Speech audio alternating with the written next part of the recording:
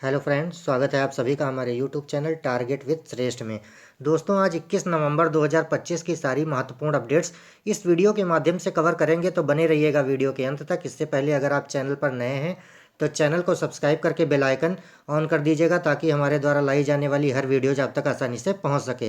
दोस्तों, इस चैनल के माध्यम से आप लोगों को डेली मॉर्निंग में अपडेट प्रोवाइड कराई जाती है। साथ ही विद्यार्थियों के लिए गवर्नमेंट एग्जाम से संबंधित जितनी भी लेटेस्ट वैकेंसी आती हैं या एग्ज़ाम रिजल्ट आते हैं, वो सभी आप लोगों को इस चैनल के माध्यम से प्रोवाइड कराए जाते हैं। साथ ही आयोग के द्वारा या शासन के द्वारा कोई भी विज्ञप्ति जारी की जाती है, कोई भी नोटिस जारी होती है, वो सभी आप लोगों को इस चैनल के माध्यम से प्रोवाइड करा दी जाती है। तो जो लोग चैनल पर नए हैं या चैनल पर पहली बार आए हैं, वो लोग चैनल को ज़रूर सब्सक्राइब कर लीजिएगा। दोस्तों, आज की इस वीडियो में ये सारी अपडेट कवर करने वाले हैं, तो इन पर एक एक करके सब पर बात करेंगे। तो आप लोग वीडियो को अंत तक देखिएगा। चलिए वीडियो को स्टार्ट करते हैं। दोस्तों, सबसे पहली अपडेट हमारी जो है वो शिक्षा सेवा चयन आयोग से लेकर के है। इसमें बताया गया है, यहाँ पर देख लीजिए, उत्तर प्रदेश शिक्षा सेवा चयन आयोग अध्याचन पोर्टल इसी महीने तैयार होने की उम्मीद है। यहाँ बताया भी गया है कि नए वर्ष की शुरुआत में नई भर्ती की तैयारी। यहाँ देखिए क्या कुछ अपडेट आई है। यहाँ बताया गया है कि उत्तर प्रदेश शिक्षा सेवा चयन आयोग से नव वर्ष में प्रतियोगियों को ढेरों उम्मीदें हैं। आयोग में भी इसके लिए तैयारी शुरू कर दी गई है। सब कुछ योजना के मुताबिक चला तो जनवरी में नई भर्ती की प्रक्रिया शुरू की जाएगी। आयोग के गठन के 2 वर्ष पूरे हो गए हैं, लेकिन इस दौरान एक भी भर्ती नहीं हुई। गठन से पूर्व विज्ञापित असिस्टेंट प्रोफेसर, प्रवक्ता पीजीटी और प्रशिक्षित स्नातक शिक्षक टीजीटी के पदों पर भर्ती की जिम्मेदारी आयोग को दी गई, लेकिन ये भर्तियां भी लंबित हैं। इससे प्रतियोगियों में निराशा और नाराजगी है, लेकिन नए वर्ष में यह गतिरोध दूर होने की उम्मीद है। आयोग में नए अध्यक्ष की नियुक्ति दिसंबर या जनवरी के पहले पखवाड़े में होने की उम्मीद है।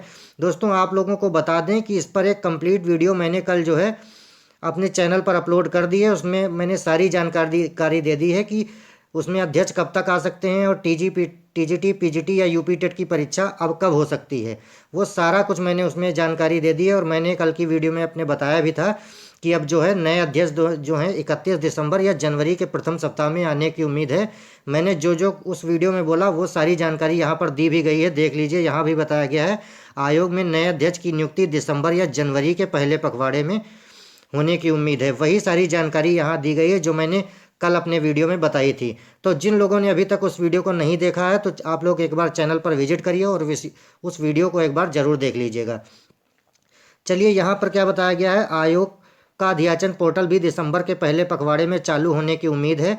पोर्टल बनाने की प्रक्रिया अंतिम चरण में है। अफसरों का दावा है कि इसी महीने में पोर्टल तैयार हो जाएगा और ट्रायल के बाद इसे चालू कर दिया जाएगा। आयोग के अफसरों का कहना है कि टीईटी व अन्य भर्तियों का विज्ञापन निकाले जाने की तैयारी की जा रही है। विभाग के स्तर पर टीजीटी एवं पीजीटी भर्ती की नियमावली बन चुकी है। पदों का विवरण भी मांग लिया गया है। नियमावली के अनुसार भर्ती की तैयारी को अंतिम रूप दिया गया है। विवादों और गतिरोध को देखते हुए अभी अफसर अधिकृत तौर पर कुछ नहीं बोल रहे हैं। हालांकि उनका दावा है कि नए वर्ष में पुरानी भर्तियों की प्रक्रिया पूरी करने के साथ असिस्टेंट प्रोफेसर के साथ टीजीटी एवं पीजीटी के रिक्त पदों के लिए भर्ती प्रक्रिया शुरू की जाए। उनका यह भी कहना है कि अध्यक्ष की नियुक्ति व पोर्टल के शुरू होने के बाद असिस्टेंट प्रोफेसर एवं टीजीटी पीजीटी के लिए विज्ञापन निकाले जाएंगे। यहाँ पर देख लीजिए, रिक्त पदों का विवरण बताया भी गया है। असिस्टेंट प्रोफेसर के साथ पीजीटी एवं टीजीटी के रिक्त पदों का विवरण मांग लिया गया है।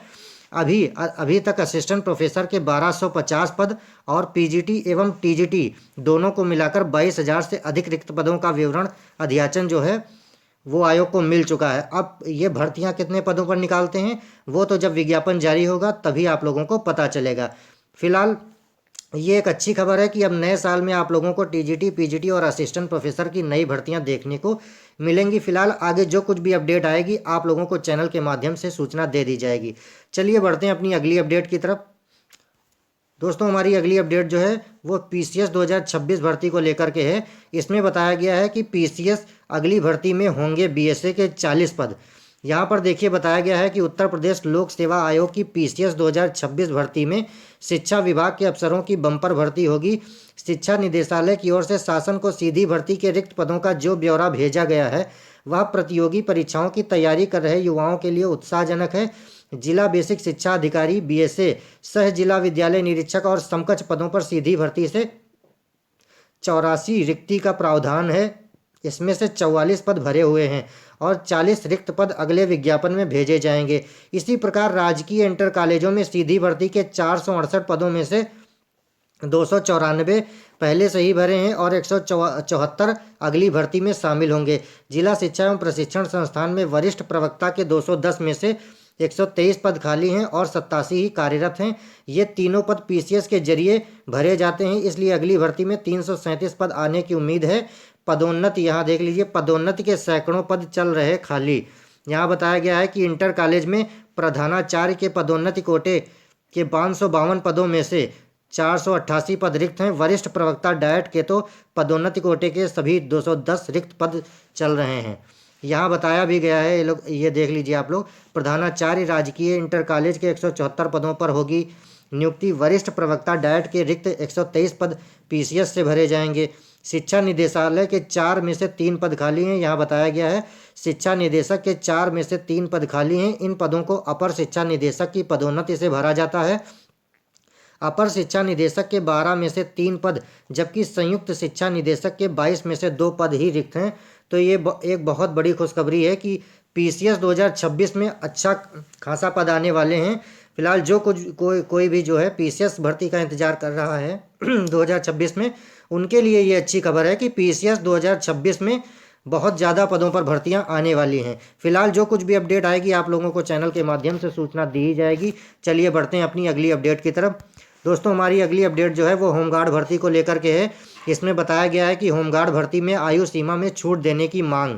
यहाँ बताया गया है कि होमगार्ड भर्ती में उम्र सीमा बढ़ाने की मांग उठी है। छात्र युवा संघर्ष समिति की गुरुवार को आज़ाद पार्क में हुई बैठक में अभ्यर्थियों ने कहा कि इस वर्ष भर्ती की आयु सीमा 18 से 30 वर्ष रखी गई है, जबकि पुरानी नियमावली में उम्र सीमा 18 से 45 वर्ष थी।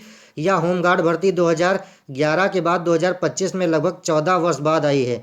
तो आप लोग खुद ही देख लीजिए 14 वर्ष बाद ये भर्ती आई है, पूरा वनवास काट कर आई है। इसमें समिति के सचिव अमित शुक्ला ने मुख्यमंत्री को पत्र लिखा है, मांग की है कि संविदा और आउटसोर्सिंग की जो भर्तियां होती हैं ज़्यादातर में उम्र सीमा 40 वर्ष रखा गया है। तो इस भर्ती में अधिकतम उम्र सीमा 30 वर्ष अनुचित है। इस भर्ती में भी 40 वर्ष उम्र सीमा रखा जाए तो शासन को भी इसमें जो है छूट देना चाहिए। जो लोग ओवर एज हो गए हैं और इतने सालों बाद ये भर्तियां आई हैं, तो कम से कम इसमें जो है 40 वर्ष की उम्र सीमा निर्धारित करनी चाहिए। फिलहाल अगर कोई अपडेट आती है शासन की ओर से तो आप लोगों को सूचना दे दी जाएगी। चलिए बढ़ते हैं अपनी अगली अपडेट की तरफ। दोस्तों हमारी अगली अपडेट जो है वो आरओ भर्ती को लेकर के है। इसमें बताया गया है कि हाईकोर्ट ने लोक सेवा आयोग से मांगा जवाब। हाईकोर्ट की लखनऊ पीठ ने समीक्षा अधिकारी, सहायक समीक्षा अधिकारी के पदों पर भर्ती 2023 के लिए हुई प्रारंभिक परीक्षा में अन्य पिछड़ा वर्ग के आरक्षण का मुद्दा उठाने वाली याचिका पर उत्तर प्रदेश लोक सेवा आयोग को जवाबी हलफनामा दाखिल करने का आदेश दिया है। कोर्ट ने मामले की अगली सुनवाई 15 दिसंबर, देख लीजिए अगली सुनवाई 15 दिसंबर को नियत की है।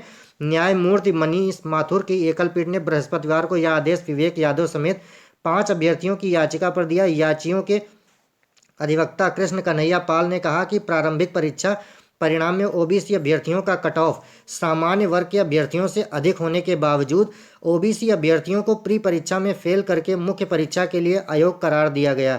अधिवक्ता ने आरोप लगाया कि इस तरह आयोग ने प्री परीक्षा में ओबीसी आरक्षण में कथित अनियमितता करके ओबीसी सीटों को सामान्य वर्ग में समायोजित किया, जो कानून की मंशा के खिलाफ है। तो आप लोगों को बता दें कि 40% सीटें जो होती हैं वो अनारक्षित की होती हैं, अनरिजर्व होती हैं। उसमें कोई भी जनरल तो वो फाइट करता ही है, ओबीसी एससी एसटी कोई भी उसमें फाइट कर सकता है। वहीं इसमें जो है ओबीसी वर्ग के अभ्यर्थियों ने इसमें आरोप लगाया है कि उनकी जो नंबर जो उनके थे वो जनरल कैटेगरी के अभ्यर्थियों से ज़्यादा थे, तो उनका जो है मेंस के लिए उन्हें क्यों नहीं बुलाया गया। तो इसी पर एक जो है सुनवाई अभी 15 दिसंबर को बाकी है। इसमें 15 दिसंबर को सुनवाई होगी, तो देखिए इसमें कोर्ट क्या फैसला सुनाता है। चलिए बढ़ते हैं अपनी अगली अपडेट की तरफ। दोस्तों हमारी अगली अपडेट जो है वो रोडवेज में भर्तियों को लेकर के है। इसमें बताया गया है कि 500 से अधिक परिचालकों को रोडवेज में फिर मिलेगी नौकरी। यहाँ बताया गया है सीएनजी व डीजल बसों का संचालन बंद होने पर हुए थे बेरोजगार। परिवहन निगम ने फिर से नौकरी पर रखने का निर्णय लिया। यहाँ बताया गया सिटी ट्रांसपोर्ट सर्विसेज लिमिटेड की डीजल व सीएनजी बसों का परिचालन बंद होने से बेरोजगार हुए 500 से अधिक परिचालकों को फिर नौकरी मिलने जा रही है। परिवहन निगम इन्हें संविदा के आधार पर रखेगा। परिवहन निगम के एमडी पीएन सिंह ने कहा कि वर्ष 2009 से महानगर परिवहन सेवा में काम कर रहे इन परिचालकों को अनुभवों का फायदा मिलेगा। उन्होंने बताया कि वर्ष 2009 में नगरीय विकास विभाग के अधीन कई शहरों में महानगर परिवहन सेवा की स्थापना की गई थी। इस समय सीएनजी व डीजल से चलने वाले वाहनों का संचालन शुरू किया गया था। इन वाहनों के संचालन की जिम्मेदारी निगम के अफसरों व पर्यवेक्षकों को दी गई थी। उस समय इन्हें आउटसोर्सिंग के जरिए नहीं बल्कि निगम से सीधे ही नियुक्त किया गया था। वर्तमान में सिटी ट्रांसपोर्ट सर्विसेज लिमिटेड संचालित बसों की उम्र पूरी होने से संचालन पूरी तरह से बंद हो गया है। ये बसें भी नीलाम हो रही, इसी वजह से काफ़ी परिचालक बेरोजगार हुए हैं। यहाँ पर देख लीजिए, इन शर्तों का पूरा करना होगा। परिचालक अगर फिर से निगम में अपनी सेवा देना चाहते हैं तो उनके पास वैध परिचालक लाइसेंस होना जरूरी है। उन्हें खिलाफ कोई मुकदमा नहीं होना चाहिए, उनका पहले का अनुबंध कभी टूटा ना हो, उनके पास इंटर उत्तीर्ण होने की योग्यता के साथ मान्यता प्राप्त संस्थान का CCC कंप्यूटर प्रमाण पत्र भी होना चाहिए। जिन परिचालकों के पास CCC प्रमाण पत्र नहीं होगा उन्हें इसके लिए 6 महीने का समय दिया जाएगा। तो ये देख लीजिए, रोडवेज में जो है 500 से अधिक परिचालकों की ये भर्तियां होने जा रही हैं। तो दोस्तों, ये रही हमारी आज की सारी महत्वपूर्ण अपडेट्स जो आज के विभिन्न समाचार पत्रों के माध्यम से आई थी। दोस्तों, वीडियो कैसी लगी है आप लोग कमेंट कर बताइएगा। बाकी वीडियो अच्छी लगी हो तो वीडियो को लाइक कीजिएगा, चैनल को सब्सक्राइब कीजिएगा और दोस्तों में शेयर करना बिल्कुल भी मत भूलिएगा। तो चलिए मिलते हैं अगली नेक्स्ट वीडियो में।